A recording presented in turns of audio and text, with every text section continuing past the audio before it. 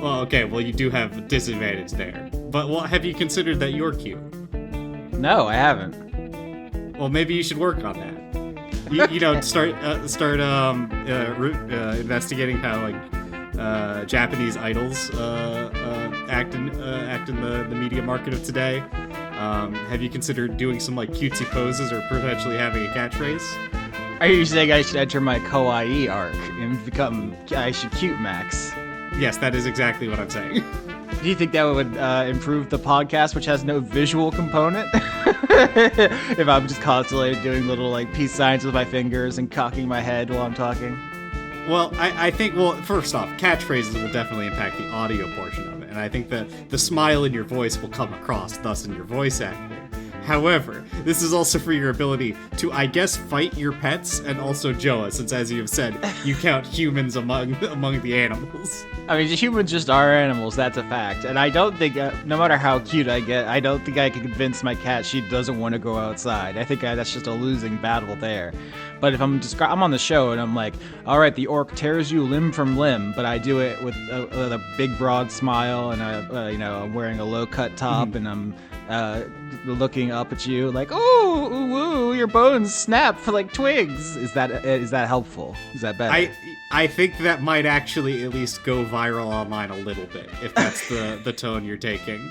I don't think that is an energy out there in the market today. So at the very least, so it's underserved. So yeah, I think there's potential there with Tootsie. Whenever she's doing something I don't want her to, she for whatever reason, whenever I'm in the middle of an emergency at work and I'm working from home, that's when she decides it's time to be on my desk and start biting me. I will just slowly walk at her with any piece of fabric. And for whatever reason, she can't take it. She simply can't stand the idea of someone walking towards her with a loose shirt. Okay. She's got a very specific phobia. What is the evolutionary basis for that, you think?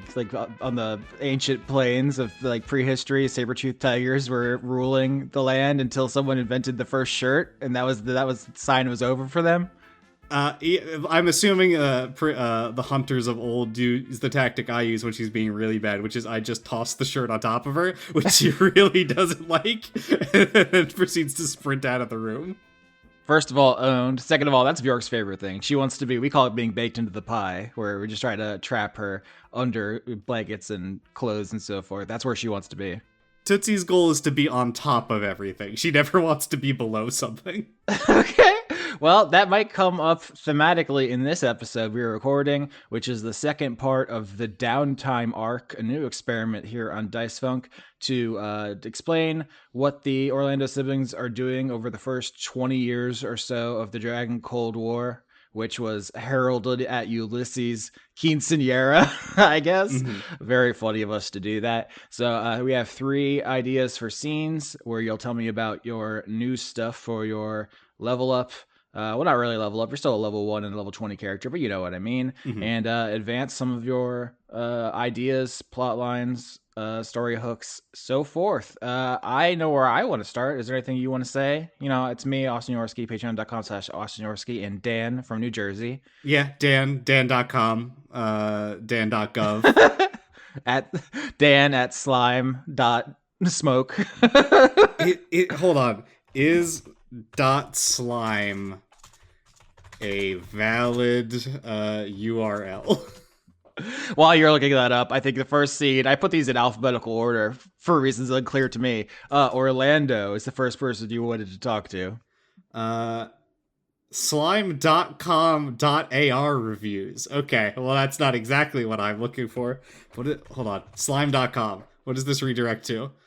No more flat tires. This isn't what I'm looking for. I think it's some sort of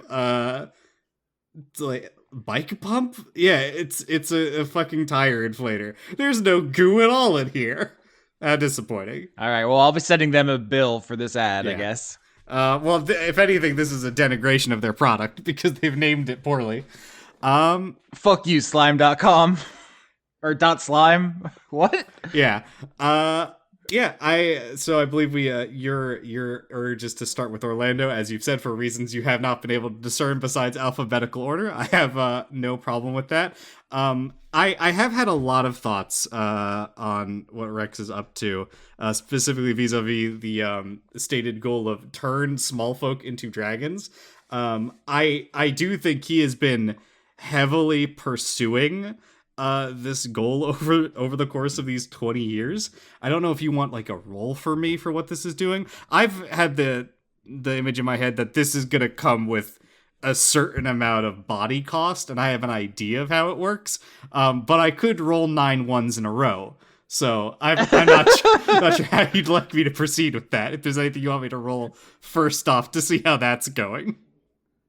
I think there will be roles at some point. When I was talking to Laura, I said that the player characters are kind of like James Bonds in this Cold War. You're mostly going to places and killing people and seducing ladies. You're not so much Oppenheimer enriching the uranium yourself, with the possible exception of how Rex wants to handle it, because you are the protege of Humdrum Deep Breath, the world's greatest metallurgist, so you can get hands on and we can roll some stuff there. But I'm also extremely interested in your pitch, because the stakes of the Cold War are basically whether or not people are going to be able to become dragons willy-nilly. Obviously Rosaline wants to stop that at all costs. She attacks any small folk who are turning dragons on sight, like she did at the party with Schmegglesby, the prior goblin. You have Desdemona, who wants to control who can be a dragon. That is essentially the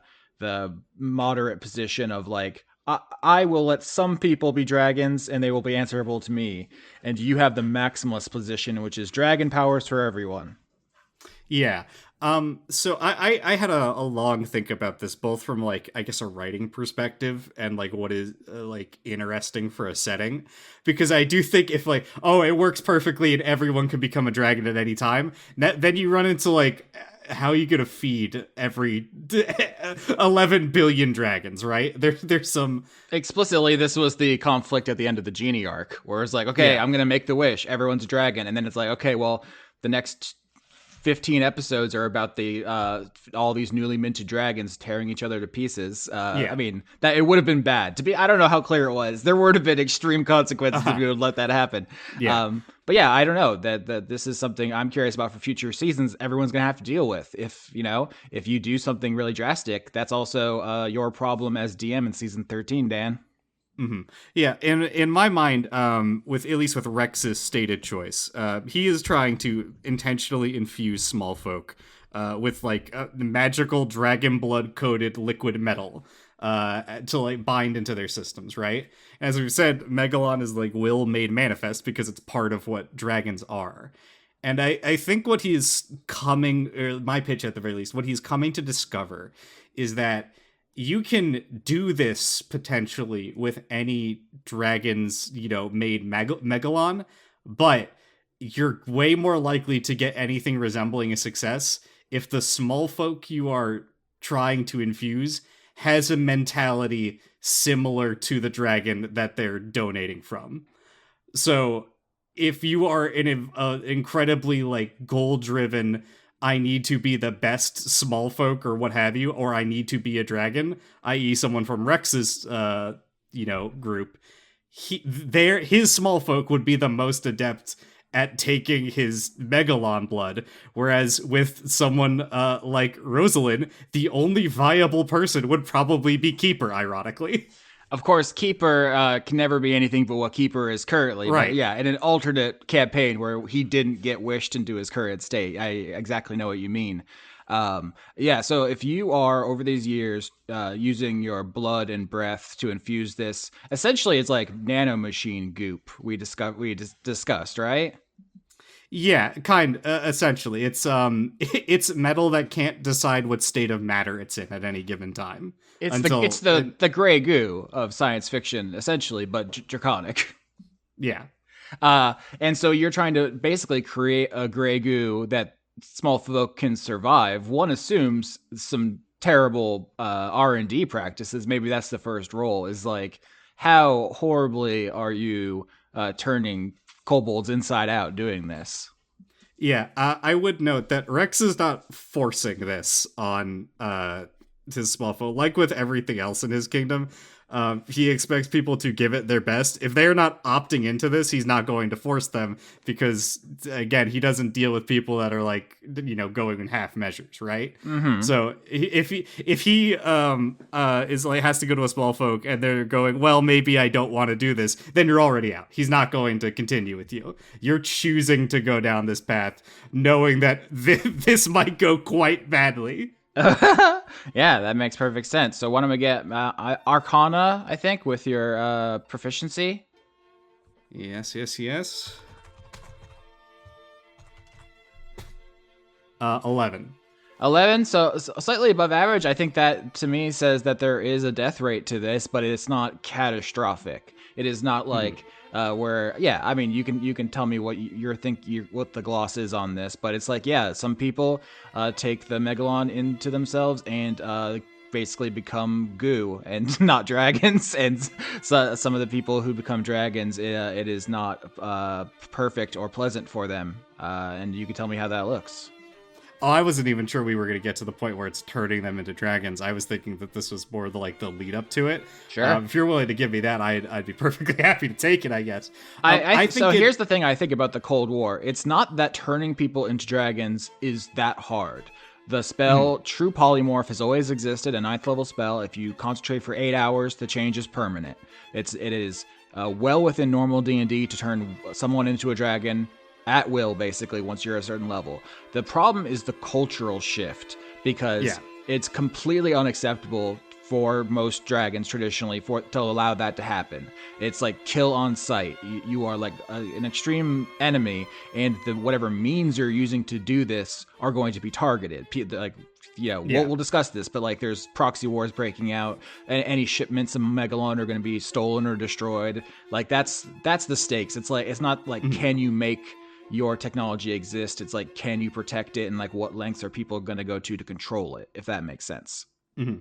Yeah. So I guess in terms of like how this is killing people, I think turning them into goo might be too quick and potentially too easy to a certain extent. I think this is essentially doing what killed Humdrum, and it's giving them heavy metal poisoning, and it's not a pleasant way to go. Rex is making like actively, he's not just abandoning these people that are dying, but like he's treating them and attempting to make them as comfortable as he can. Like they gave it their best shot, they failed. There's nothing to be ashamed of. It's just a fact, but it's not a pleasant way to go, I guess. This is the Space Marine recruitment arc. This is literally what happens where after I think they take like it's like 100 to 1 to get an aspirant that'll actually be able to take the implants, and then maybe 1 out of 10 actually becomes a full-fledged Space Marine. I mean, it's also Witchers and Spartans from Halo, and I guess Spartans traditionally, that's where they got that idea from. It's like, yeah, the high mortality rate super person process. But concurrently with your experimentation, you know that Enobarbus and Bolingbroke are also doing their version. Do you have, like, obviously Rex doesn't control this, but Dan, do you have a pitch for what they're doing? What their version is, because they don't want anyone to just be able to take the goo. They want like, or Desdemona is the one who's more passionate about this. She wants like only my most loyal minions can become dragons as well, and I want to be able to like revoke it at my whim, basically. What would their pitch? I don't know, but my first thought is that they're putting it in the water like fluoride, like micro-dosing people in mass. Interesting. I mean, so yeah, it could be that like, okay, they're spreading Megalon. It's not like there's a big vat of Megalon and you can come get some. It's like that Megalon becomes endemic to the world, and that they can activate it draconically. If like I want someone to be a dragon, I can make that happen because it's already in their system, is what you're saying. Or if someone's a dragon and I don't want them to be, I can turn that off, is like how I'm imagining it. Yeah, I was thinking more like if they're playing maybe a longer game, they're trying to like Rex is going for a much, I guess this will work. It's got a high mortality rate, whereas they are setting something up that over time, like a person might acclimate better to it, rather than, or maybe the result is like it takes much longer to see any results, but it's also subtler, and there are like stages going through this. Okay, so yeah, if a problem that you foresee is that if anyone can be a dragon, then you have like millions of hotheads all like, turning dragon when they're like 18 or whatever and running rampant is much less desirable than if near the end of people's lives after they have like wisdom and experience, they can like be dragons for a little bit at the end. Is that what you're thinking? It's much less destabilizing if it takes a long time? I was thinking actually more something along the lines of this is because I'm talking long form with dragons. I guess that's my mindset at the moment.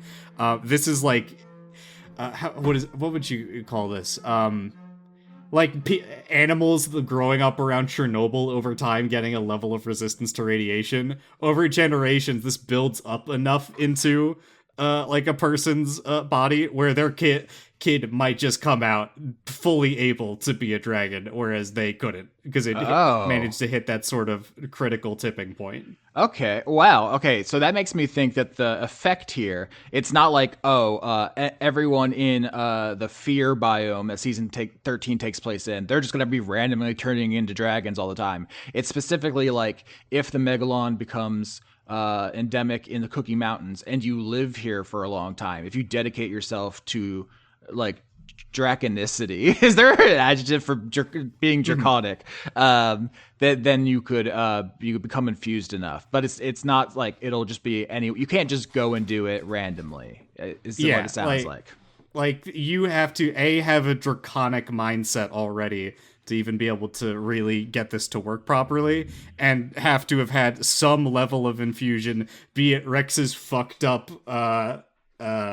process or having like generations living here over time, which would also potentially cause situations where like someone like Rosalind having generations of kobolds, eventually one of them might pop out a dragon.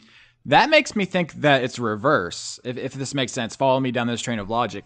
If Rex wants anyone to be able to become a dragon, then you're the one who wants the Megalon to spread throughout the mountains and be available, while Desdemona, who only wants the certain people in her control to be dragons, she's the one giving just her trusted lieutenants the gray goo that may turn you inside out. Does that make more sense?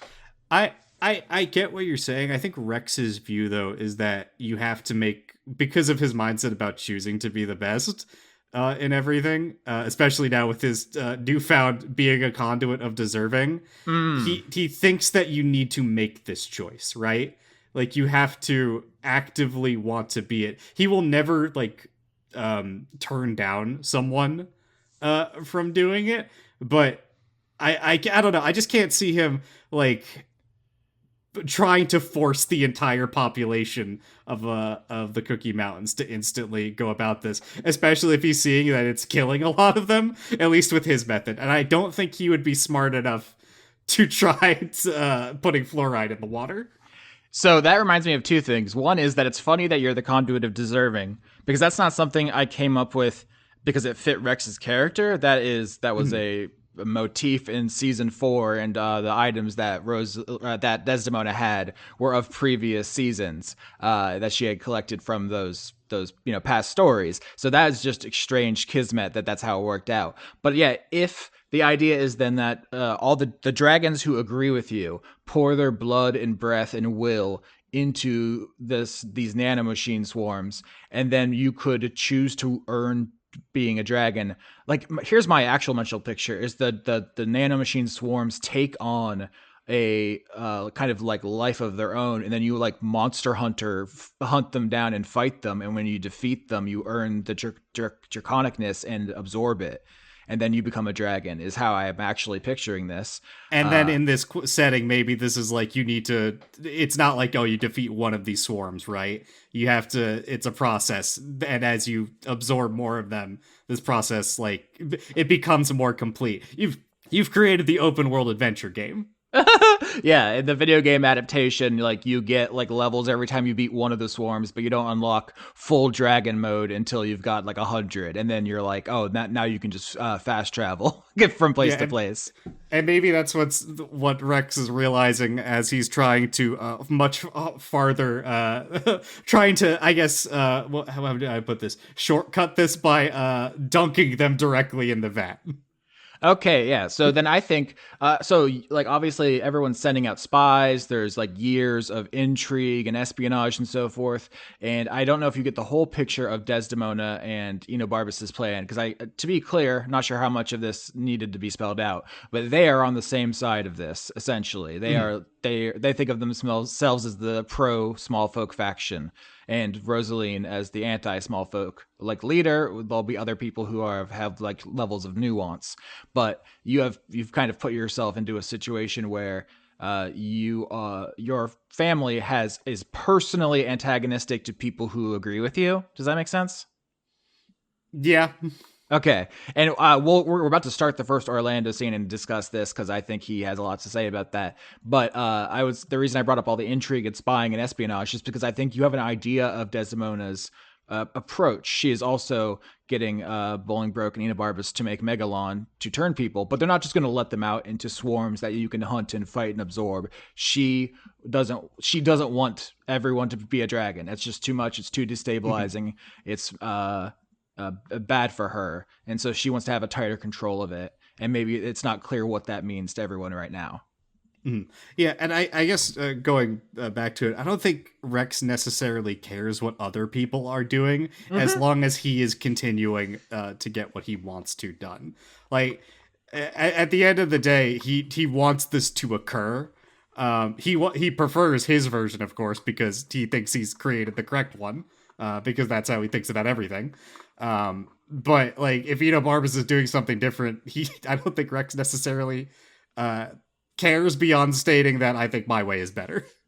Absolutely.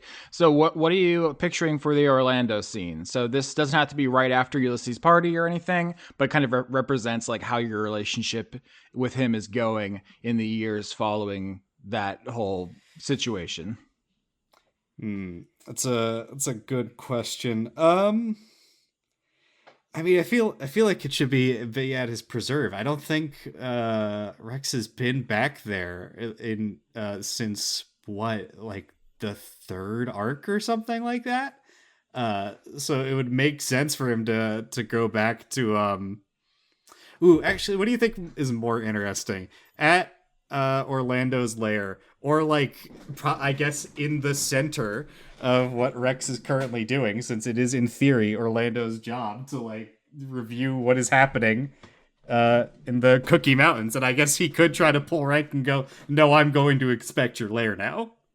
I think that both are interesting. My intuition is that he would not want to see it directly, because if he does, he would then have to overrule you, and he's the way his like fatherhood like theory is about like more of a hands-off approach. So he doesn't want to just order you around. He is constantly trying to like the phrase that occurs to me is bean dad, if you're not aware of that whole situation. I am quite familiar. Sorry, I'm moving away because Tootsie's desperate to get into the microphone, so I have to keep dragging her off.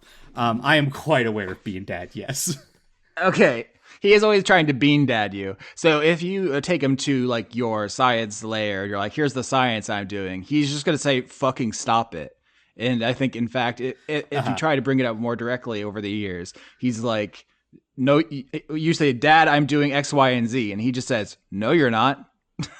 So it's like that is the vibe. And this happens about 6 times before Rex understands what's occurring. And so, yeah, if you're, an endangered, like you're at his nature preserve and he has like a lake full of like endangered fish that he's looking out over. Oh, it's that what is it? It's the fish that only grows in like one puddle in one cave.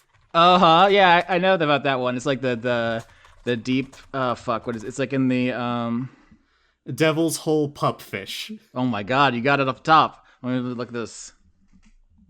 Is a critically endangered species found only in the Devil's Hole, a water-filled cavern in the state of Nevada. I think there's like 100 of them or something. Holy shit, this is a great pull. Yeah, there's these tiny little fish, and he's got, just a little cenote in like his preserve out here, and he's just looking down at them when you come over to once again try to engage him in some conversation about this. 38 fish. Fuck off. I mean, I brought this up earlier. There was, I think, 6 black-footed ferrets left at one point. Like, we have really done some stuff to the environment. They had like I think more than that a year ago, but then an earthquake killed off most of their population, unfortunately. No. So I guess, maybe a kobold fell into this hole, and now Orlando's desperately trying to get these fish to do a little bit of incest to get those numbers back up. Jesus. I mean, there are powerful magics. He could figure some kind of cloning thing out. He's using a 9th level clone spell once a day to add one more fish. Yeah, literally, why not? He is an ancient Gila monster color dragon. He is sitting at the edge of the cenote when you come flying in. What do you say to your dad? He does not look up from his pupfish. Yeah, I will. Rex will let him, observe his fish for a time because he knows that, Dad loves his fish. He's not gonna begrudge him his fish time. So something I've been thinking about, as Orlando is getting older, his bones don't work the way they used to anymore. Rex does have his medical degree that he stole. So I think he is definitely like taking an interest in his father's current health, and has maybe kind of appointed himself his personal physician, because it's not like Orlando is going to go to anyone outside of the family for this. And I don't know if necessarily Rosalind has the skill set to do anything health related, considering she does curses. And I don't think you can curse away liver failure. Yeah, I mean, I would like a medicine check in just a moment. I'm curious if you just come out and say, "Hey, Dad, how are you feeling?" and then just pull out the stethoscope, or is there like more of a build up, more like beating around the bush, as it were? Yeah, I think Rex will sort of come up and go, "How is the fuck?" I was trying to pull a really deep cut devil naming thing here. What are the ranks of devils? The Osmodius kittenfish. How is their population count doing? You wouldn't believe the earthquake devastated them. I thought fish were immune to earth. They're in the water, Rex. How is the earth quaking having any effect on the water? I think it would be that big rock that fell in the puddle. Fuck! I knew it was the rocks. We must abolish all rocks, Rex. Well, then what are you going to do with the rock-burrowing sparrows? Maybe we just have to give up. Maybe we should just wander into the woods and just give up completely. Dad, I don't think you have ever known me to just give up on something. Maybe you should try it, Maximus. Rex kind of looks over himself. I think we've established now that like he, for the most part, suppresses some of this transformation that's happened to his body, but there's like a couple of scales here and there that are displaying like number 1 T-baller in Lithuania or something to that effect. And he goes, "I think if I did, I might unmake myself, so I'm not sure that's an option anymore." I'm not sure anything matters anymore. He's like looking down into the water glumly, and he says, "Have you spoken to your mother recently?" No, I was considering giving her a couple more decades to cool off. Yes, she's quite angry about the stunt your sisters pulled. I don't know how we're going to get through this, I can't stay in the volcano for more than an hour without the walls beginning to melt with her anger. So Rex can see that his father's pretty morose and is talking about just giving up. I did not know that's the vibe. But I thought he was gonna be so mad at you after the last arc, but he's bummed. He's sad. Rex is gonna say, Dad, could you tell me again why you came to the Cookie Mountains? Where else is there to go? The old world is destroyed. The dragon gods made this for us. Should I go stay with the gnomes? What sense does that make? My point is, you have drilled into us our stated goal with the Gladys Accords living here is to keep dragons alive and safe here, right? Was that rhetorical? I can't tell. I don't know what that word means. It's in my proficiencies, presumably. I can't access all of it at the same time.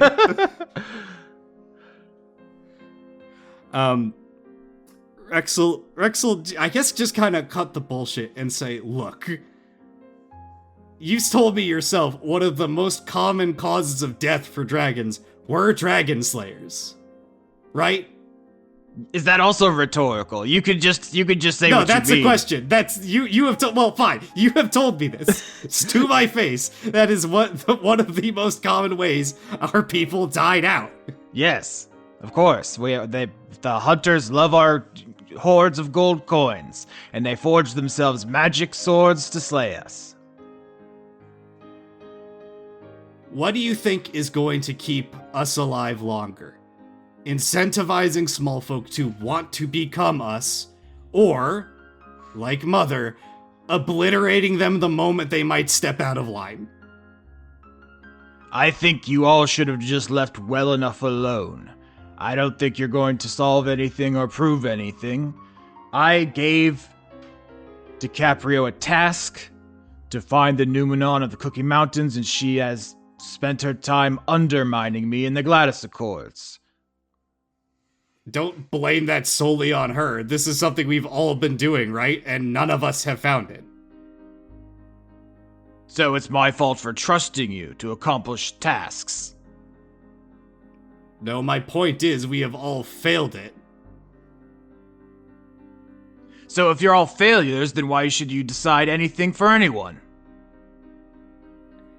If we're all failures, how are we any different than any small folk? Besides the fact that I can breathe fire and DiCaprio can summon flaming diamonds from the sky to crush them to death. We live longer, so we learn more. We have more wisdom. It's all about the age. And if they suddenly start living longer, if they can become like us, they can easily reach the same level of wisdom. Those pupfish, do you think they're enjoying staying in a stagnant hole, unchanging, waiting for time to eventually do them in? Yes, they love it. That's what they were made for. That's what you don't understand, is the small like it in their holes. Until a rock comes and wipes out most of their population. Oh, look at me. I'm Rex Maximus, and I use the world around me as a big metaphor. Are you proud of yourself, little man? A little bit. As he pulls out his creative writing award that's stapled to his wing. You are still young. You don't understand the consequences of what you've put into motion. And I fear it's too late now, and it's my fault for trusting you. Where do you draw the line? Wherever my claws fall, as is my right. Until someone older or stronger than you stops you. They're welcome to try. He was sad when you arrived, but talking with you has gotten him fired up, and he's clearly now feeling much more, in charge and badass now. He needed someone to start raging against. You can already feel his his power coming back as he's getting all fired up in this conversation. Rex kind of I think he does the dragon thing of like he scorches some ground to settle down into place, like he's making a nest.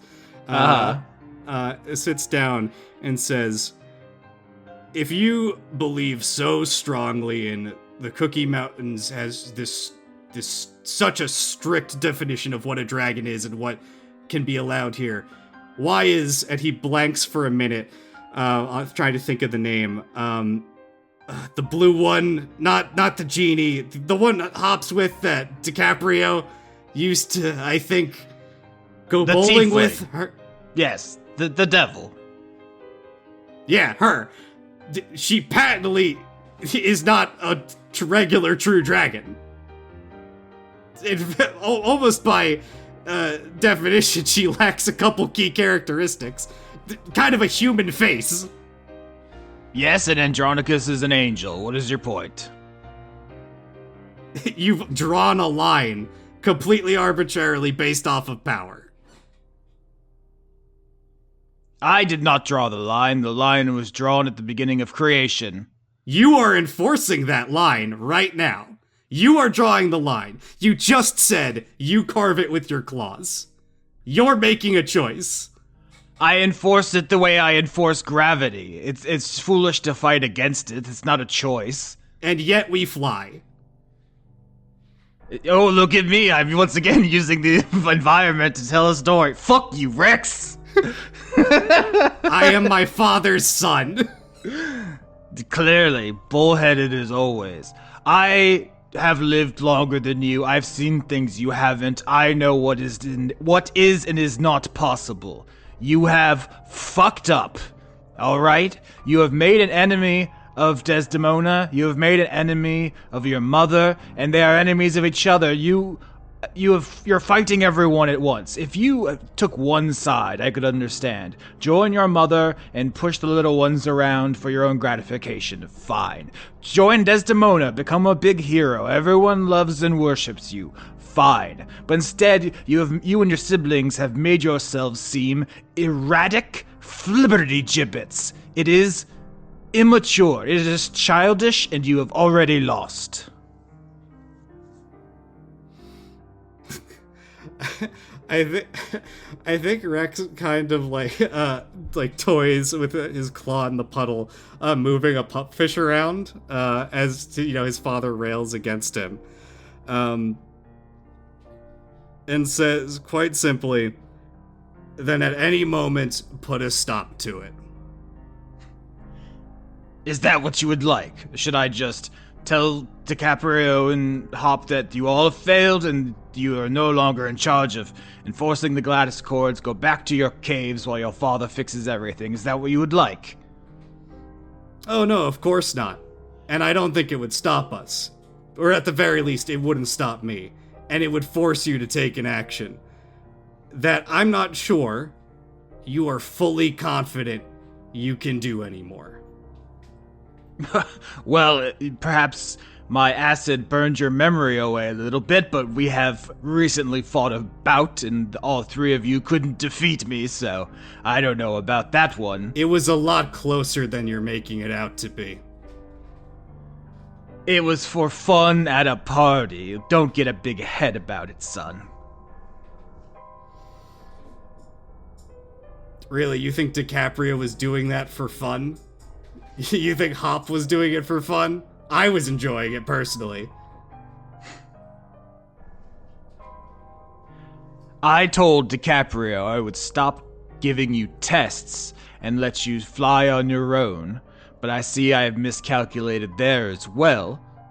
I think if you are so confident in your path and you want to challenge me, then do it.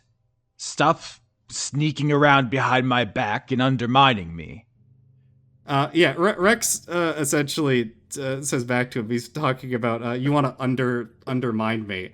Rex is just going to cut in and say, you let your ex-wife run everything politically outside of the Cookie Mountains while hoarding objects of immense power. If you want to talk about undermining, you encouraged it to occur, essentially. You empowered her to. You want to talk about us failing? You gave us a job to do. Put us up against the person you have already empowered. Desdemona has certain responsibilities and she takes care of them, and I don't micromanage her. I thought I could do the same with you. Apparently I was wrong. And you're ignoring that she was hoarding items that should have flagrantly been tossed off the side of the world. That was your responsibility. And you think she got them in the time period between you last checked her and we started? Really? You truly believe that? I truly believe that you are not doing your duty, and so I'm going to need to look at your horde, and DiCaprio's horde, and Doc Hop's horde, and decide if you all are in violation of the Gladys Accords. How do you feel about that? How do I feel about you doing the job that you rightfully have the ability to do? Fine. It's what you have been saying is your responsibility. You have empowered us to do the entire time.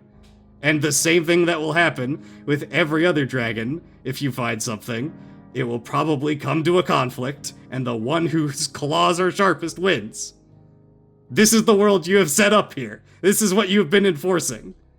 It is the natural result of everything that happens with the Gladys Accords.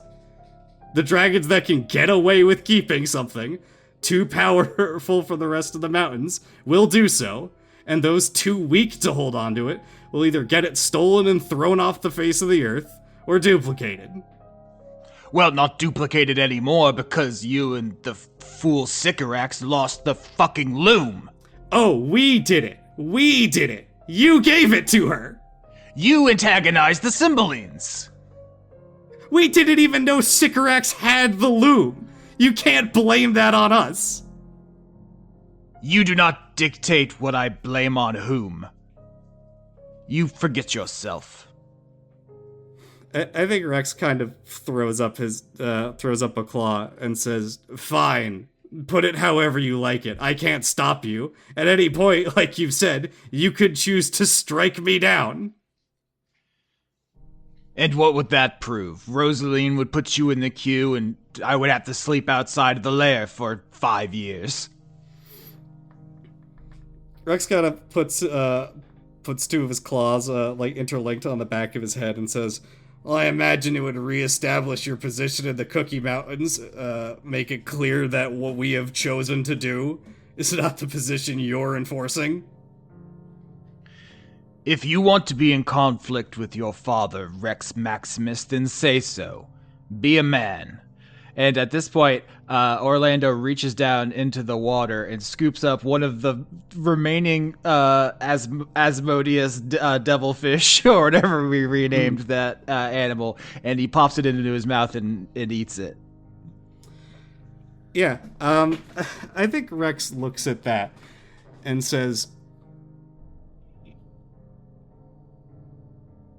"I wonder how much you truly care for these mountains and the dragons within them, if this is representative of this dying species, our dying species. You know what I intend to do. You know what I'm doing. If you want to stop me, you're free to try. I'm going to continue as I always have, moving forward until I hit a wall. I might not have my ring anymore, but I'm gonna keep swinging at that wall until I either break through it or it breaks me."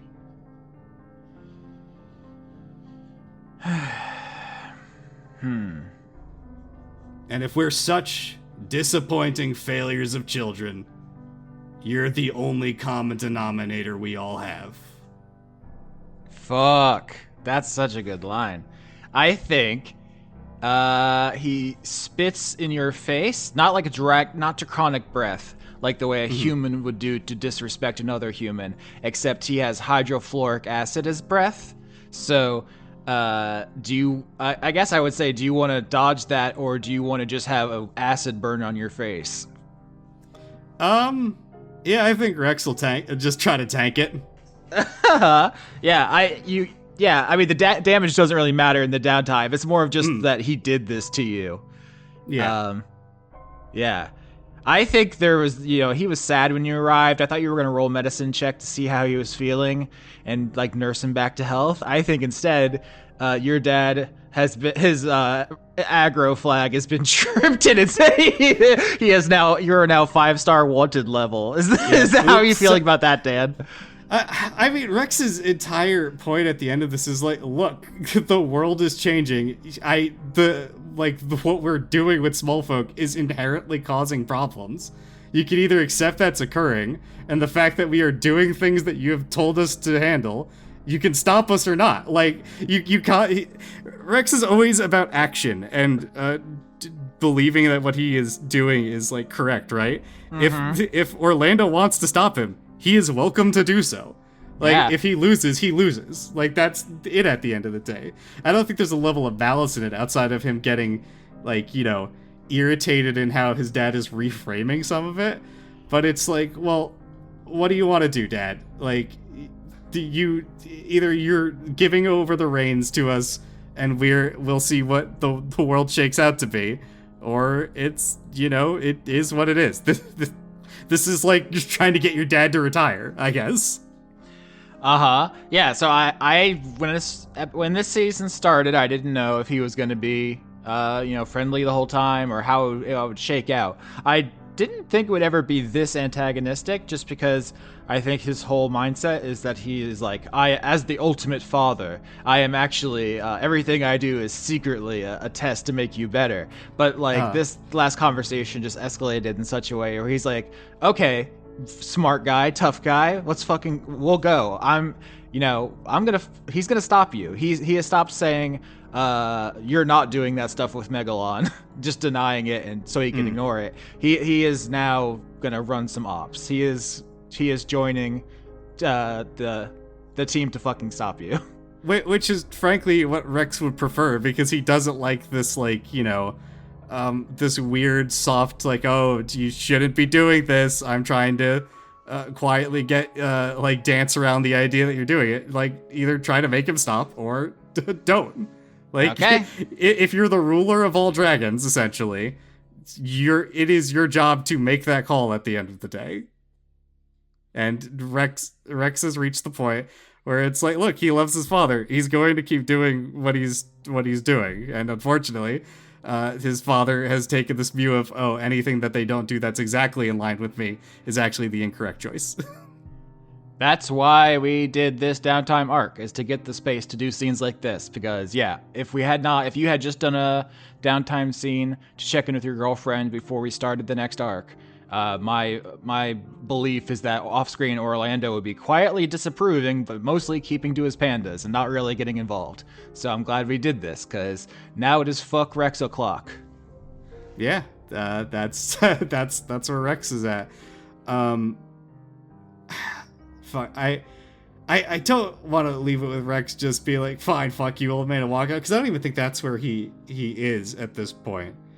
I think, he, I guess, wipes the acid out of his eyes, burns his fingers in the process, right?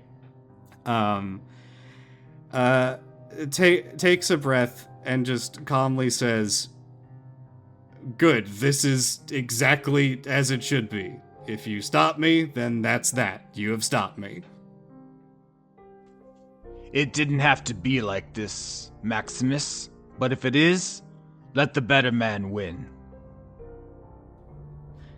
The only way it would have not been like this is if I willingly chose to give up.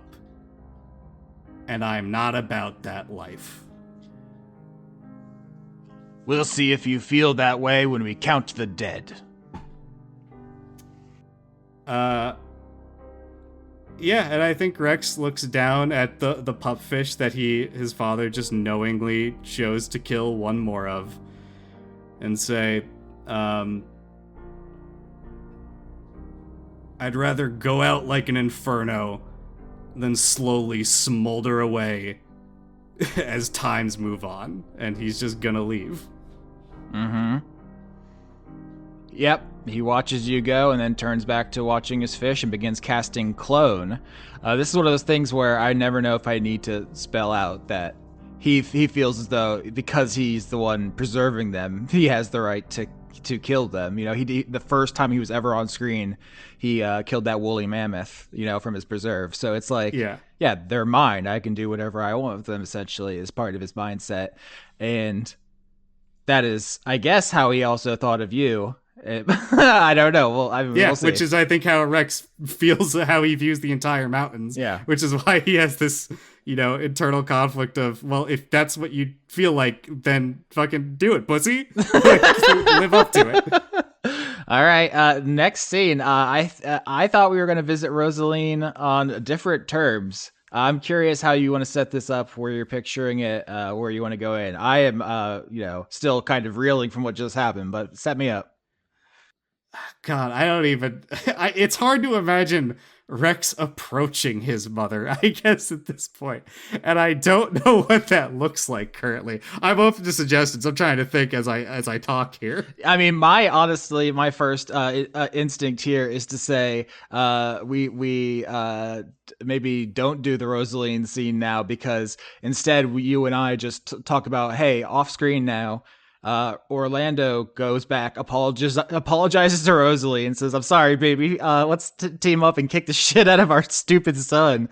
Cause now they're aligned. And maybe we just do the last scene and call it a day. Cause we did go for like half an hour on the Megalon, which was kind of a scene unto itself. Uh-huh. Yeah, I'm at least fine with that for now. And I think maybe Rex's immediate thoughts are, I think I need to have a conversation with Viola, because things just got a lot more dangerous immediately before he even considers talking to his mother, who he knows is already mad. Yeah, so I think this kind of solidifies the sides of the Cold War. I always knew Rosaline was the most anti-small folk and Desdemona was the most pro-small folk, but it wasn't clear to me who would be with them. And now it's clear to me Orlando runs back to Rosaline, makes up with her, because, they were fighting after what happened at the Quinceañera. And Enobarbus has been pushed into Desdemona's arms because of your personal conflict with him. So those are like the two leaders of the two factions, and then it's kind of the Orlando siblings and their friends on the island, your closest allies being Ulysses and your various lovers, Andronicus, Viola, Falconbridge, etc. Is there anyone whose position is unclear? How's Bolingbroke feel about Rex at this point, I guess? I think that would be... I'm assuming he's just, a vote for Enobarbus. But I'd be curious to see... because Rex has repeatedly vouched for him and keeps actively working this entire time. I don't know if he appreciates it any different than Enobarbus does. Yeah, I would say while Bolingbroke is politically aligned with his partner, Enobarbus, especially because of your relationship with Humdrum Deep Breath and the fact that you fought him on equal terms and he knocked your fucking teeth out, he actually does kind of respect you more than he would ever say. And if anything, if we want to establish, he is the spy, in that organization who, would report to you, with Enobarbus's, tacit approval, turning a blind eye, because it's not like either of them hate you that much, I think they resent obviously some of the choices you've made, but if they were like, hey, we're doing X and Y with the Megalon, have you figured out how to make it more stable or whatever, there could be a little bit of communication there. So it's you're on opposite sides of a thing, but he actually does think you're a person who is trying their best, if that makes sense. Yeah, I guess Rex's only thought at this point is that, fucking Rosaline and Orlando being diametrically opposed to Desdemona is potentially a good thing. He's not much of a strategist outside of, physical fighting, I guess. He is trying to come up with a way to... Oh, I actually left the roll 20. He is trying to come up with a way to more actively get the three of them, sans Enobarbus, if he can help it, into conflict. And the only angle he can think of is the fact that, okay, Orlando is stepping out into, like actively trying to enforce the Gladys Accords again, and we know that Desdemona is working with the Cymbalines, who are flagrantly violating it and have stolen the means of actually using the Gladys Accords. I think he would try to get any information from Bolingbroke about not about the Megalon aspect of this or what they're doing. He wants to try to leak information from Desdemona's side about whatever's happening with these cloning items to Orlando. He wants to essentially try to rat that information to them to try to get them diverted off and fighting a proxy war elsewhere. Okay, so you want to use your friendship with Bolingbroke to make the other sides of the Cold War fight each other more. Is there anything specific? Because I would say, like, insofar as you are putting things into motion, like you have sent Chorus out to undermine the Cymbalines. You have these like sub quests that are going on. Is there a specific thing that I can act on that you want to give me? I'd imagine if the two of them, I'm thinking about this. And I will say another thing you have in motion is Viola stuff, which we're about to talk about. Yeah. So I'm thinking of like for the 3 scenes, there's like kind of like 3 plot lines. Mm-hmm.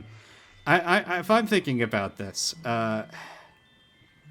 so Desdemona is, as you've said, kind of trying to like control who can be turned into a dragon, right? She wants it to be very much under her thumb, people who are loyal to her, right? And she has a direct connection to the Cymbalines currently. At least that's what we believe. I think, it's hard to know how much of that is implication and how much we've all agreed is going on there. But because of Hop's witch sight, she saw that Desdemona had all the ribbons that we know the Cymbalines stole. So that is why you believe that. Yeah. I think Rex would be making this sort of political overtures to, Barvis and Bolingbroke and saying, look, I have told you that I think that to properly enforce the Gladys Accords, we need to be duplicating items essentially in mass instead of just throwing them off the world, because we're getting into a situation where people who can like defend them and hide them better are going to. So we are disarming ourselves while other people are staying armed. And you can give those items potentially to small folk. Desdemona is not going to let you do that willy-nilly. It is potentially in your interest to help me find where this fucking loom is. So A, we can try to make as much Megalon as possible through it. And B, get it into hands that will actually utilize it more. And, of course, wrapped up in this, he is just sharing, here's what I have found with making Megalon work throughout the years.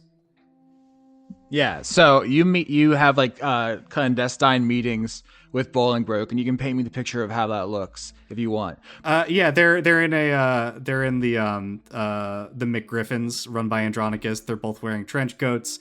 They're sitting back to back at different booths. Now, do we already have a McDonald's parody? Hold on, I have to pull up my Andronicus notes. I have Burger Duchess, Taco Hell, Wendy's, Anti-Magic Ann's, Awful House, Panda, Sexpress, Cunty Cream, and McGriffins. Okay. I'm sorry, McDullahan's, I think is probably better. Okay. Yeah, I guess it's for the Irish flair. Yeah, Rex is dressed up in a trench coat. They're both in trench coats. They're sitting back to back in different booths. They're trying to talk to each other. They can't really hear each other. Eventually, they just sit at the same booth. Sitting backwards in booths at the same tables for some reason. Yeah, and that's where Rex is effectively making these overtures and making this point, and says, look, at the end of the day, while Desdemona is aligned with you on small folk, she is A, still limiting it to whoever she trusts, and B, probably can't be trusted with the Gladys Accords at the end of the day. Yeah, Bolingbroke orders, what do they serve at McDullahan's? The Big Haggis. No, that's Scotland. Fuck. Googling Irish food. The Cockatrice Selects, I guess. Okay. From the headless waitress, because all of the people there are either Dullahans or are dressed up as Dullahans, so they're all headless. Uh-huh. And he says, if we're undermining the Gladys Accords and taking all of the items to be duplicated, I need something else from you in addition to artifacts. And what would that be? Relics. You want me to give you priest bones? Yes.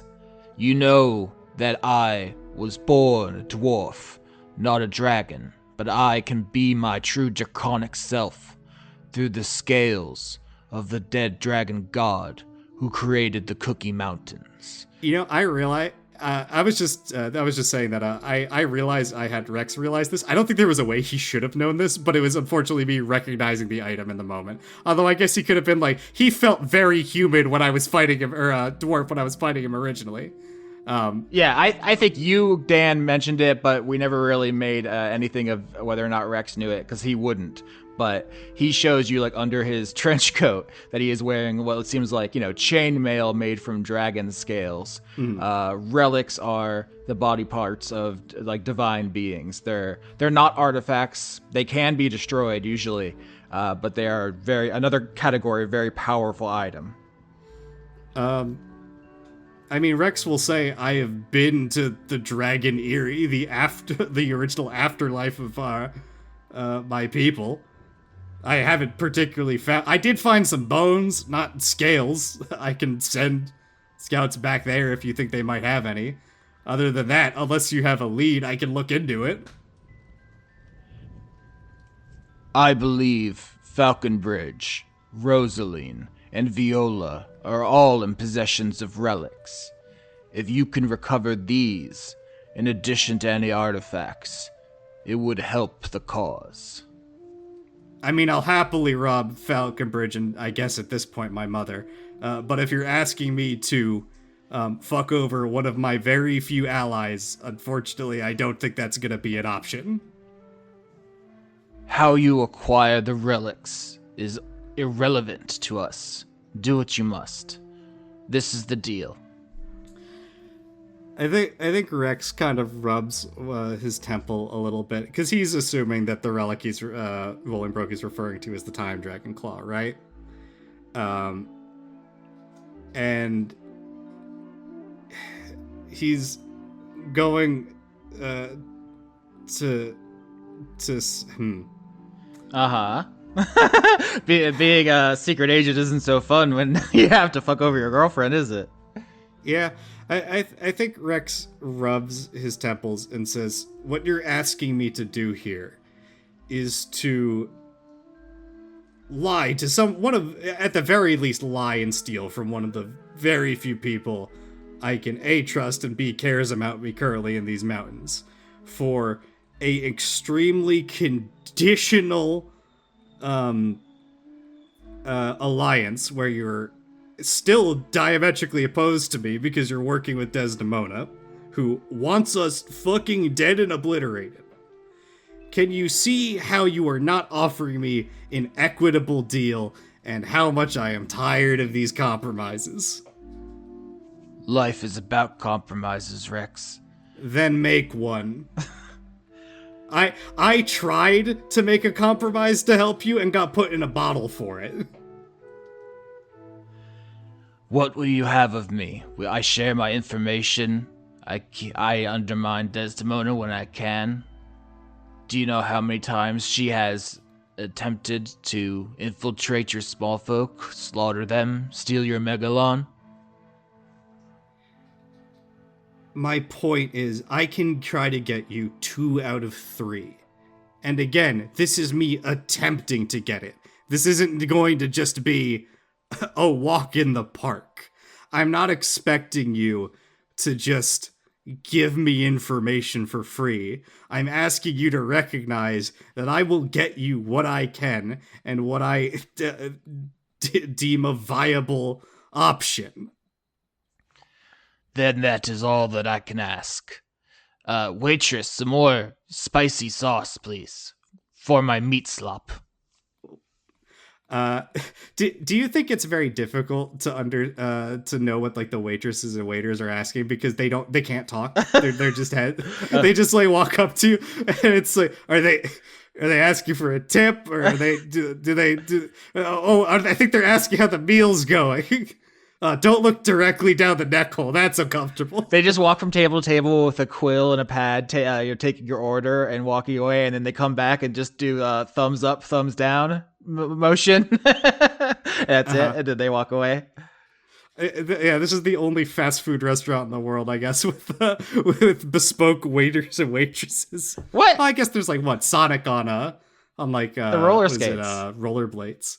But Hooters. I don't think I've ever been served a meal at McDonald's. Did I told you? I think I said this in our group chat that we went to Sonic and Joe had noticed that the things you order on the kiosks were running Windows, and she hacked in and opened up Microsoft Paint and wrote "I love Knuckles" on them because it was a Sonic's. So that's a goblin I'm involved with. Now what? She should have drawn him pregnant. She went there. She didn't go far enough. Yeah, absolutely. Yeah, I mean, Bolingbroke doesn't have any like leverage to force you to betray your girlfriend. He tells you that in the coming battles, you need every advantage you can get the relics in addition to the artifacts. So he has added objectives to your missions. Yeah. I guess a point of clarification. Rex's view of the Gladys Accords, at least in his mind, he doesn't think he's undermining it. He thinks he's doing exactly what it's asking for, right?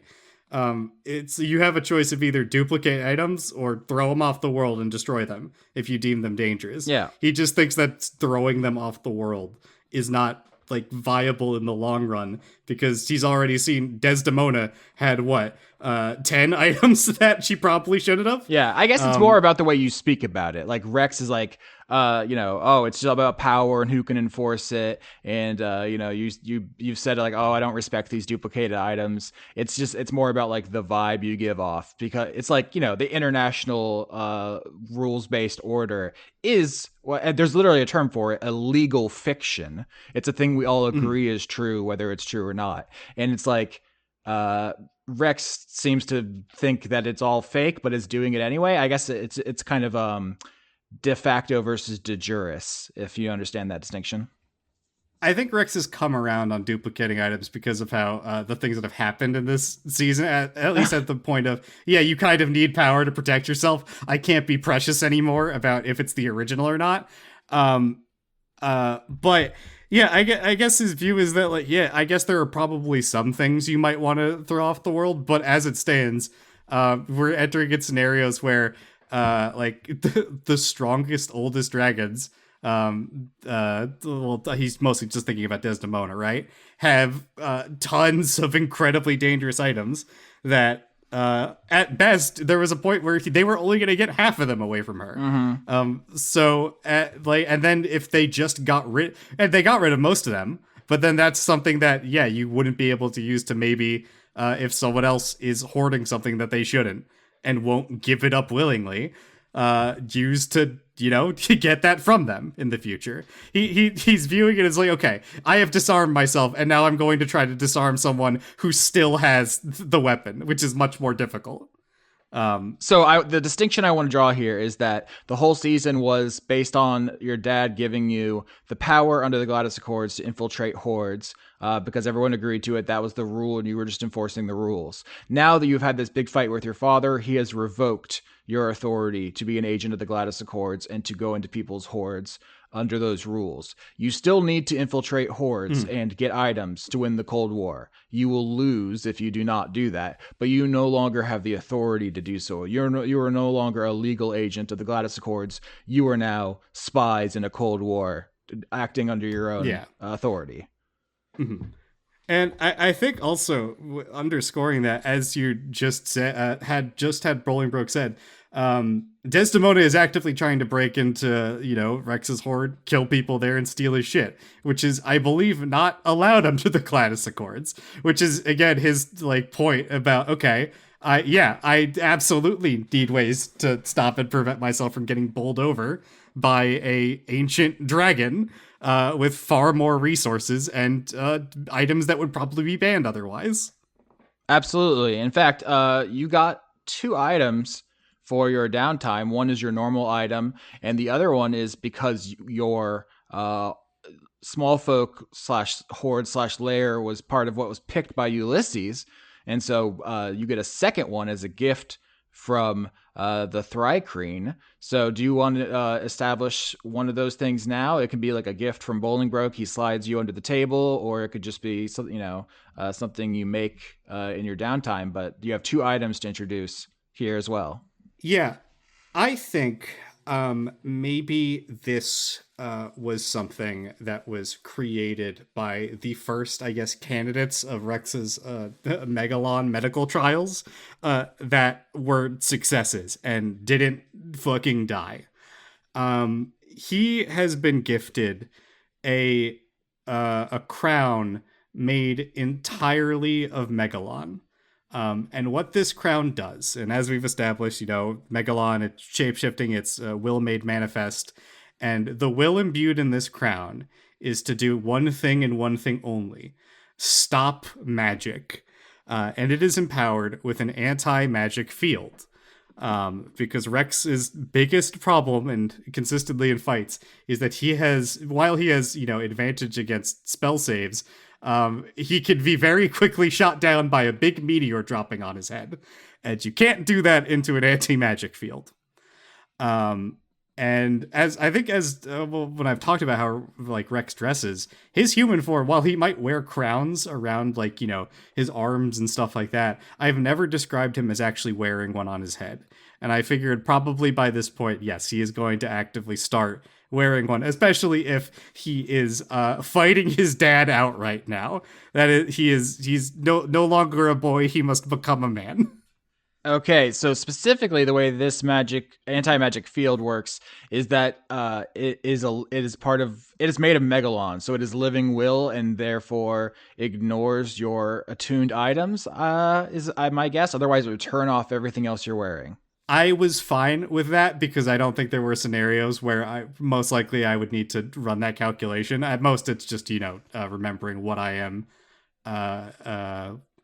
What my proficiencies are beyond that, because most of my items are like, oh, I've got skilled, I have holy weapon, I have a mage slayer, plane shift, and my reaction thing with Richard Simons.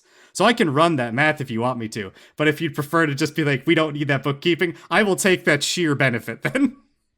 Yeah, to me, what is interesting is that if Megalon is living will, if it is dragon, if it is draconic energy, like living and acting, then it could ignore your other items. If you were a spellcaster, if there was, I think, other contexts where it would be more interesting to have a trade-off, but I think this one makes sense. It doesn't really, there's not any juice, I think, in worrying about it the other way.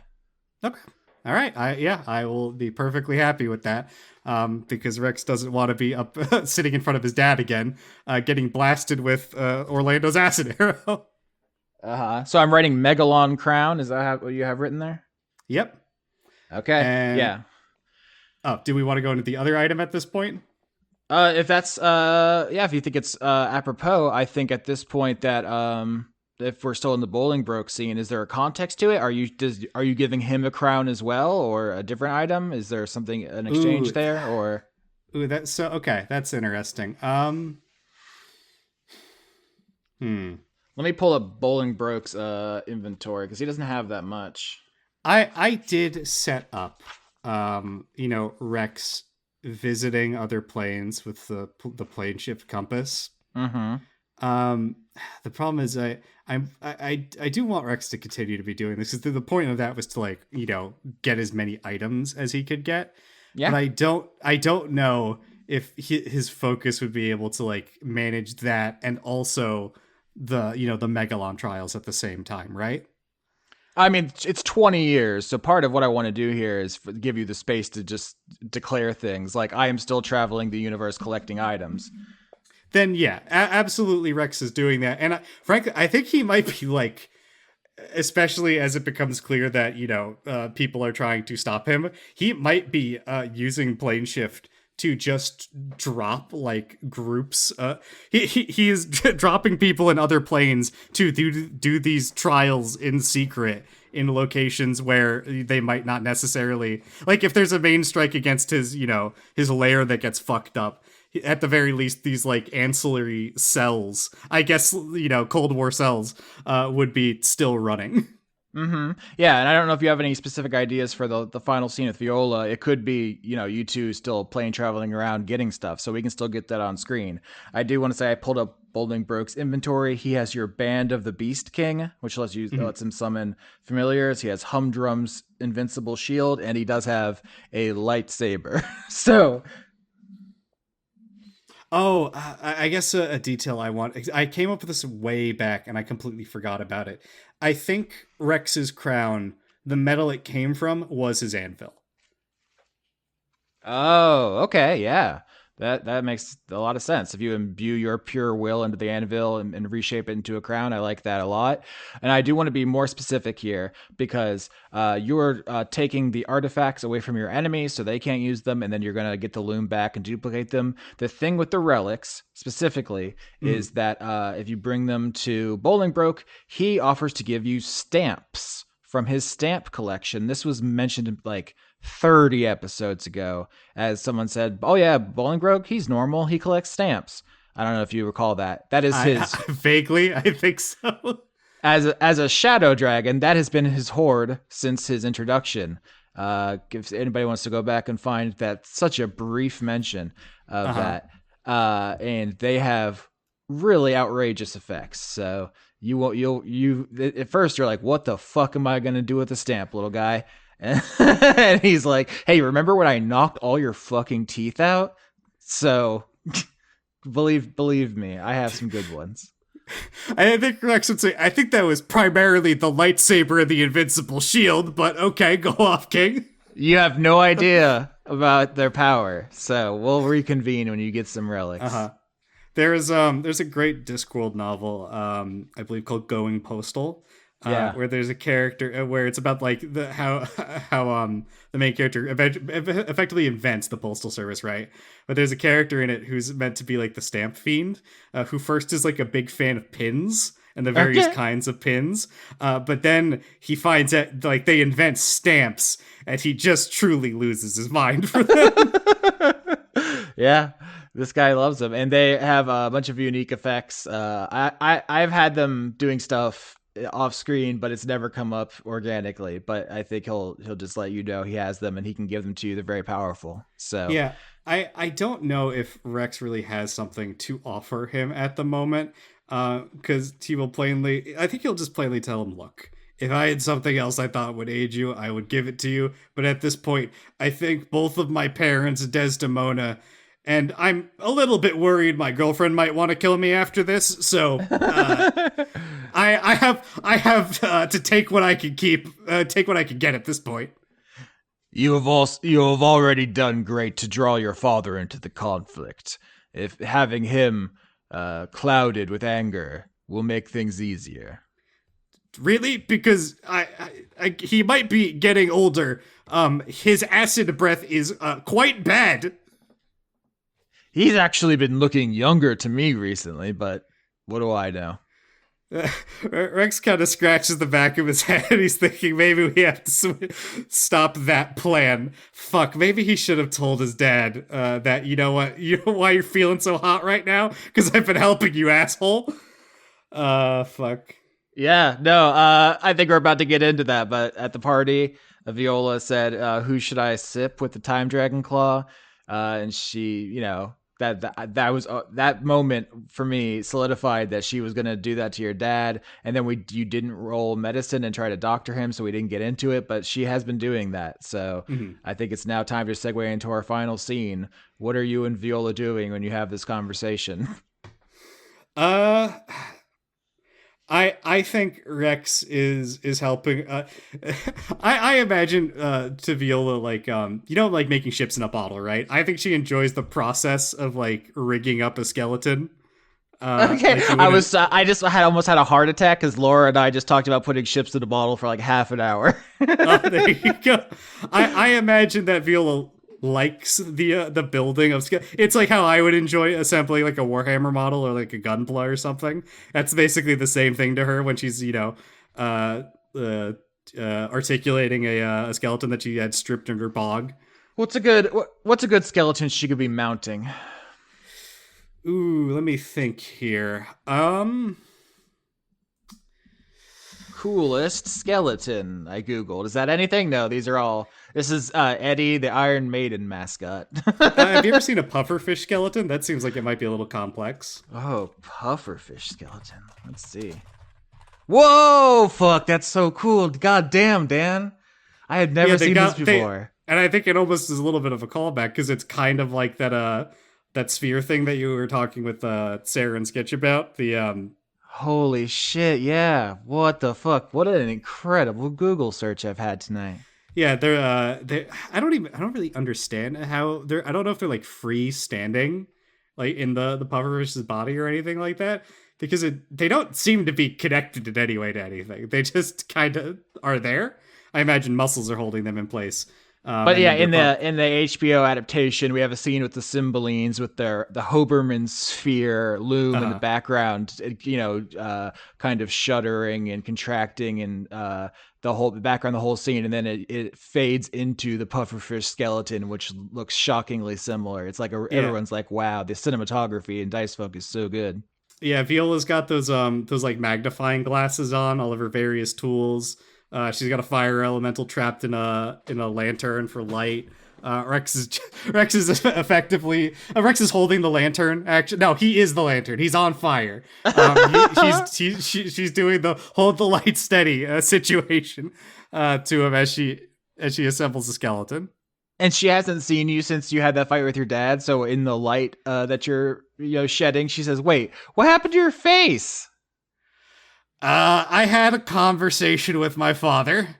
It wasn't good. It doesn't look good. Should we go back and have a different conversation together with him?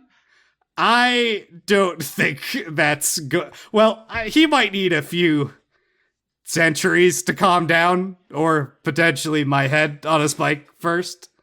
Okay. Well, he has a couple more centuries now because the last couple of times we've gone for checkups, I have taken a couple centuries from him.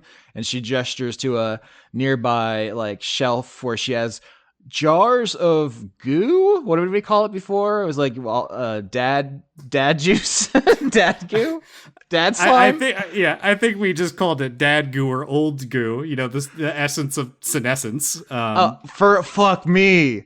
Okay, is essence of senescence or time slime better? There you go. They're both good. Dan, we're on fire tonight. Yeah, she's been making small, tentative tests, and withdrawals with the time dragon claw. I think as she notices this and she's like getting concerned, I think because Rex has been probably thinking about this as things have gotten worse, right? And like stuff has escalated in this Cold War, and that might go hot at any moment. Viola's talked about how she just wants to be like left alone and things like that. She doesn't want to really be bothered with any of this, right? He's going to like look at her very seriously and say, look, I know you didn't sign up for any of this, and with us being together, this could get bad for you. And I know that you don't want to get, dragged into some sort of insane conflict. I wouldn't blame you if you want to distance yourself from me. Oh, that's really sweet of you. And I mean, maybe that would be an option in a different universe where you didn't go completely aggro on everyone, you muscle-bound dork. But I think if I try to stay out of this fight, what that means is someone else forces me to be on their side. So it's not. I think at this point, either I'm on your side or I'm a weapon to hurt you specifically.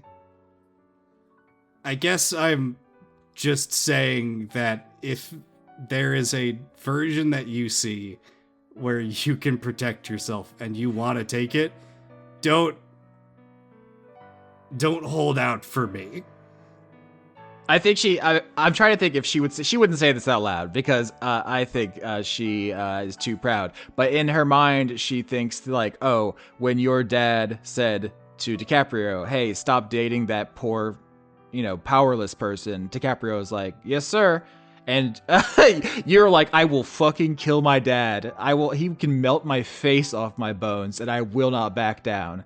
And that is like exponentially attractive in a way that's hard for to truly express how appealing that is would make her too vulnerable. And so therefore she does not demonstrate it at all, which probably isn't ideal, but that's how she is.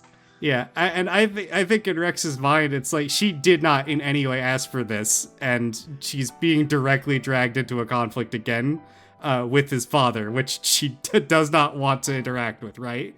Which is why he's like offering her this off-ramp of like, look, this might go quite badly, incredibly badly, worse than it's ever been. I mean, it certainly might. You might have to come get me out of the queue, but I mean, there are worse things that can happen. I mean, also gesturing back to the time slime, maybe I'll just, I'll be your dad. I'll be the new dad. I'll be in charge. That's well, hold on. We haven't gotten to that play yet. That's okay, do you want to be your own dad or do you want to be the new dad? I'm using dad as if it's the name of the person who's in charge of the dragons. It's instead of emperor or king. It's just the dad. I've never done my genealogy. I don't know. It's possible we have already gone back in time, and I am my own grandfather. These are all scenarios that could be true. I'm not a scholar or a magician, although I technically have a degree in all of magic now. That's why I'm so hesitant to imbibe the senescence essence and become older, because I have no idea if I'm going to be my own grandma, and I don't want that heat right now. I'm too young to be my own grandma. Could you concentrate it? What would that do? I don't know, I'm just thinking about it. Like make a roux? Well, so what Rex is thinking about, the orb of dragonkind, right, got really weird as things went on. What if you just used the old person goo to hyper age an artifact beyond like what it necessarily was expecting to do? Would that potentially be a weaponized use of it? Holy shit. I have no idea. Roll religion to see if that's anything. I'm picturing the goo as being like glowing, like the night sky. Like it's like a dark with like glowing. Mm-hmm. Do you have like a visual in your mind of what the time slime looks like? Let me think here. You rolled an 18, so while you were thinking, I will say that while that was not my intention with any of this, it is absolutely possible if you want to take some of this time slime and use it to make an artifact unstable. I still don't even fully understand the implications of that as I'm speaking currently, but yeah, absolutely. If we want to do something like that, that is on the table. Mm-hmm. Because I think Rex talked about this previously. Where he had an idea of like, well, we have items that Desdemona wants, the key and the epaulets. Rex is bonded to the epaulets again, and I don't think we have actually thrown away the key yet, unless Hop did during her downtime, because I believe it's still in her inventory. If he made it unstable, like kind of dropped it in a way to try to get Desdemona to take the bait and get her to bond with it, that might not have a great effect on her. Normally, at the end of an arc, we do a scene where we throw the artifacts off the edge of the world, but because the last arc ended in such a chaotic mess, killing Sycorax, we didn't do that normal scene. So I think maybe we can start the next arc, which I've already said is going to be the Sycorax arc, because her lair is undefended. We could have a group scene with the siblings, where if you want to make the key wildly unstable and somehow get it back to Desdemona, absolutely write that down. I think that's something we can talk about. Yeah, I think that's what that's where Rex's head would be at if he knows that they're trying to infiltrate and steal his shit. the best thing to do is to make like an intentional weak point, leak it, and then, essentially deliver a bomb on the item that they're taking into his enemy's hands. That's that espionage shit that I'm looking for. That's that Cold War mentality. I think absolutely a honeypot situation where you put a asset into your enemy's inner sanctum without their knowledge. That's really cool. You are still having this conversation while you're rigging up the skeleton here. And I like how you've described the time slime, or the essence of, senescence. I think I don't have any input on like the color of it or the texture, but I think what probably it looks like, at least in part, is that liquids evaporate over time, right? Or at least some liquids do. But because this is like a time essence, you look away and more of it's evaporated. You look away again and some of it's back. It's just like sliding through its lifetime, I guess, randomly. Yeah, that's really good. I think what happened was after the Ulysses quinceanera, Viola would occasionally see your dad and be like, "Oh, sir, let me try out some medicine magic on you. I hear you've been having some issues," and then just like take a little slime here, a little slime there, just to see if it worked, to see if inevitables would show up to kill her. She was like, easing in. Now your dad is aggroed. He is absolutely not, like, that is cut off. She does not have access to him anymore, which is I don't know. It could have been a thing where you like de-age him to like Ulysses level, and then he's not a threat anymore.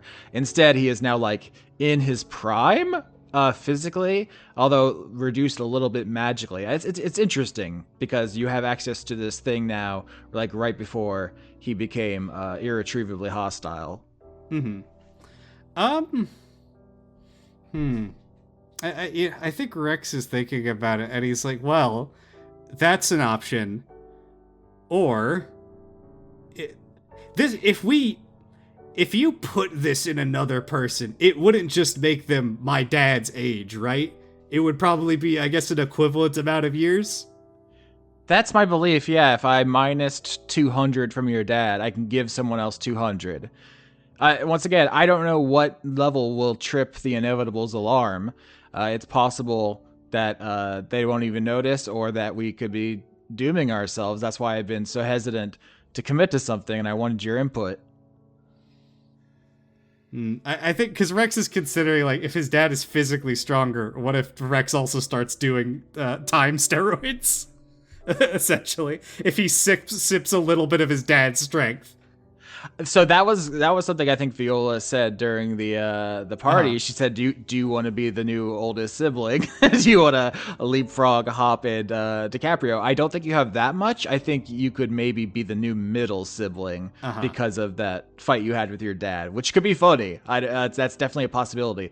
The other thing is Viola could take it herself and just become no longer the youngest person in the Cookie Mountains, and that would be different for her. She wouldn't be like ancient and respected, but she could leave the social like doldrums that she has languished in. Rex is thinking about that too, and he would say, if there are suddenly a lot more small folk becoming dragons, they're quite frankly probably going to be the bottom of the social ladder. So I guess there might be a tangential benefit for you there, no offense.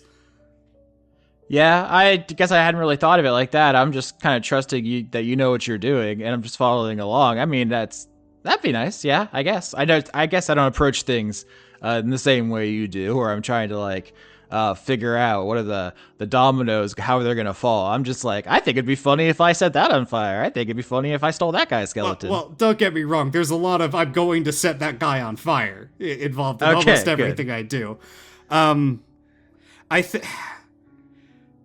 Okay, I think we probably should get another source of old people goo at some point. But probably the best bet is to obliterate Desdemona with an exploding key of some kind. That's I think Rex thinks that's the plan he wants to go with for the moment. That's his vote there. I'm trying to think of any other things that Rex wants to talk about with Viola. Can you roll perception for me? Sure.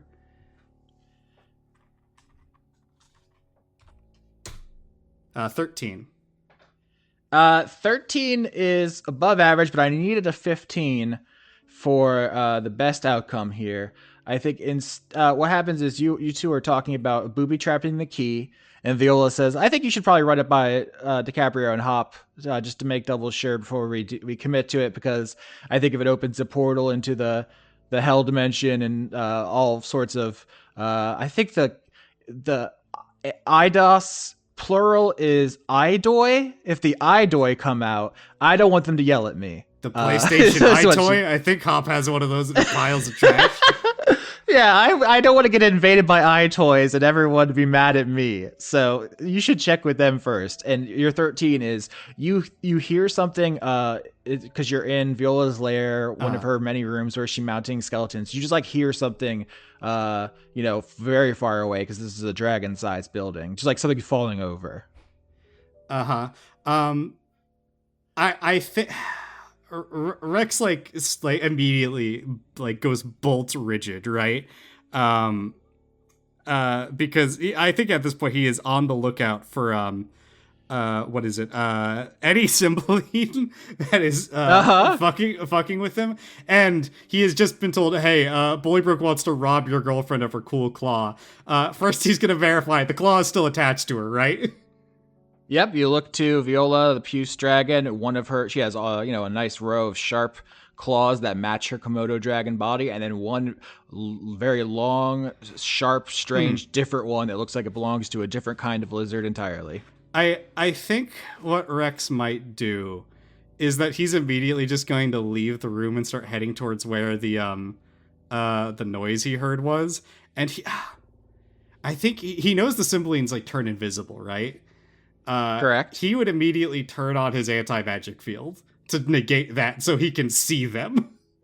All right, can I get a survival? So the anti-magic field is only a 10-foot radius around you, but if you get close, that would work exactly how you want. Now, does it matter that Rex is a big physical boy? I'm technically a size category larger than I should be. Yeah, let's say that you can have advantage then. Crit, 26. Holy Lord, it would have been a 21 without the advantage that you like you said to the Quinn. Just ask for things. You can bully him. But the crit, this works not only exactly how you want, but I think you can get something else here, which is you as your big boy body lopes into the other room, activate your crown, and you are able to use your anti-magic field to dispel the invisibility spells cast on several people here. But to your shock, they are not Cymbalines. You instead find a crack commando unit of elves. I'm assuming these are dressed in the colors of Desdemona, or maybe they'd be smarter than that. But I think they're dressed, in like special forces, whatever the elven equivalent of special forces is, camo or something. But yeah, these are Desdemona's spies.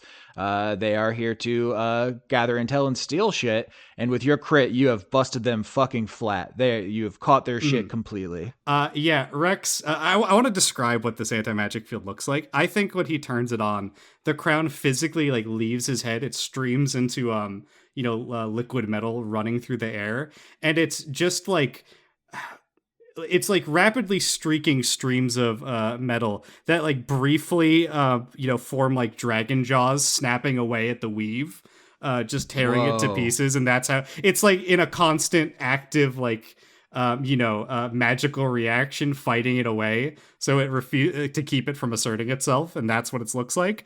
I think Rex immediately lays into these small folk. He might try to keep one alive to like question them, but beyond that, like they're not making it out of here.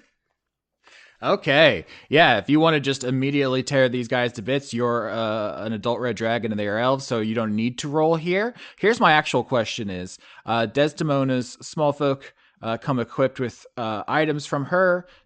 Is there a artifact, a piece of a form that one of them could have on them that you want to add to your inventory? This is your thing for your crit. Instead of them just having bows and arrows, knives and shields, if you want to find I don't know, infiltration itself, sneaking itself, something that Desdemona gave her troops to do this mission before you completely blew up their spot. You can add that to your inventory. Now's the time to give yourself yet another cool thing. I'm thinking here. I feel like Desdemona would go, okay, they're infiltrating your point for like spell infiltration, right? But I think there's also the angle that she knows that Viola likes necromancy, so she might give them something related to that to try and like forebode it. Um, I imagine a lot of Viola's items are like, her traps and stuff are related to like necrotic energy, death, something like that. And generally speaking, undead are immune to that. Maybe this is the form of undeath, and they gave this to them under the guise of this will let you bypass that and walk in. And unfortunately, they walked into an anti-magic field. Yeah, what does this look like? What is the artifact itself? So we've discussed this a couple times, but artifacts, part of their like indestructibility is that they are connected to the world of forms. They are like a fragment of a true thing, and that can look basically like anything. And I bet it takes different forms over time. I don't think like sword itself looks the same from era to era necessarily. So you have basically complete freedom. I think that the when I think of like undeath, the image that like gets brought up is like a creature that's heart no longer beats, but it's still moving, right?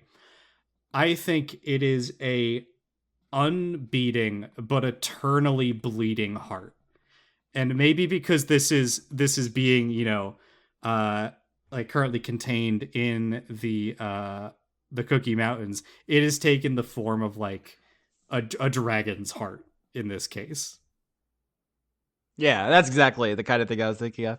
But yeah, so do you want to paint this picture? Because if you left Viola in a hurry, she finishes up what she was doing, comes down the ladder or whatever, comes upon this scene of you stomping the life out of the last elf as you recapture this item. So that what does this look like? This might be like one of the closing images of the episode.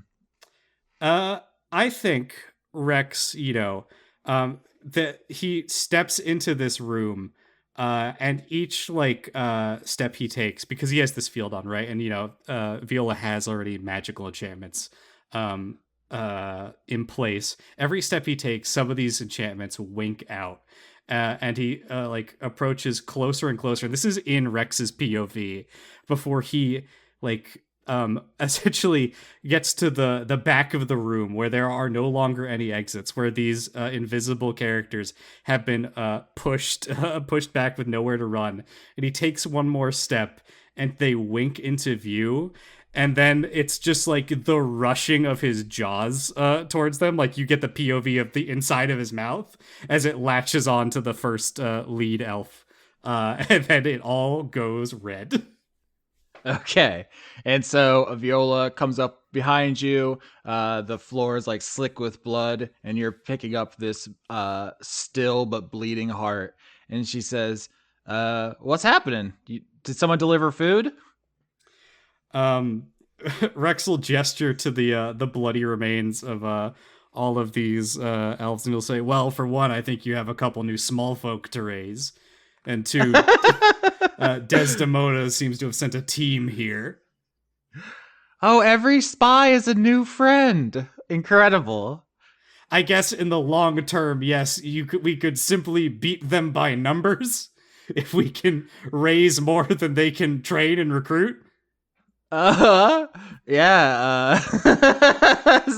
Yes. Send more ambulances. I would actually like to, because if Rex is like looking this over and managed to identify like what this is, that this is a form of power, I don't know if he would necessarily have a use for like the form of undeath, right? I imagine there's someone who is, and she is standing in the room with him right now. Yeah, I was gonna say, what is the mechanical implications of this item? But if you just turn and give it to her, then we don't have to worry about it. It's not our Yeah, problem. because Rex has voiced concerns of like, hey, I'm worried about my girlfriend getting into this. And if he can give her, an arrow in her quiver to use, maybe it'd be cool to have a Draco Lich girlfriend. That'd be kind of neat. Some like aesthetic skeletal bones and shit like that. Yeah. He will actively offer it to her and say, I think Desdemona has made a tactical fumble and this is our gain, or rather currently yours. You could put it in the pufferfish. I don't think that would be an accurate skeleton, but Is that what kids are calling it now? Putting it in the pufferfish? I'd have to ask York. He has said some wild synonyms for things. He's putting it in the pufferfish all the time. Well, he does have 12 kids now. It's been 25 years. I don't think he ever really learned what protection was, or rather, he keeps pulling it. I saw him go out on his honeymoon. He brought several knives with him. I'm not really interrogating that. He can do as he wishes. He's having a great time. So she takes the undeath itself from you, and 1,000 emotions pass over her face. This is like a very casual conveyance of an extremely powerful thing. Mm-hmm. And she says, "You quite casually 5 minutes ago asked me if I wanted to leave you, and now you're giving me a fragment of the true reality that few people glimpse in their entire lives. First of all, fucking unhinged, my man. Incredible. Second, if I asked you to stay away from me for your own safety, I guess, if I become the Uber Lich of death and you're just a guy, and I'm like, no, stay away from me, I'm too dangerous, would you leave?" She said a few things here. Hold on, let me think of them in sequence. Okay. He's gonna say, number one, I gave that to you because you deserve it, and then he kind of gestures to his current whole deal. I think I have a right to be the arbiter of that. You've said you're in, and I'd never do anything in half measures. Two, as I constantly tell people, I never give up.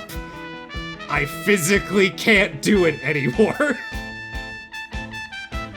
Okay, well, I guess that makes this much easier, because I don't have to worry about you running screaming away, because that is a form of giving up.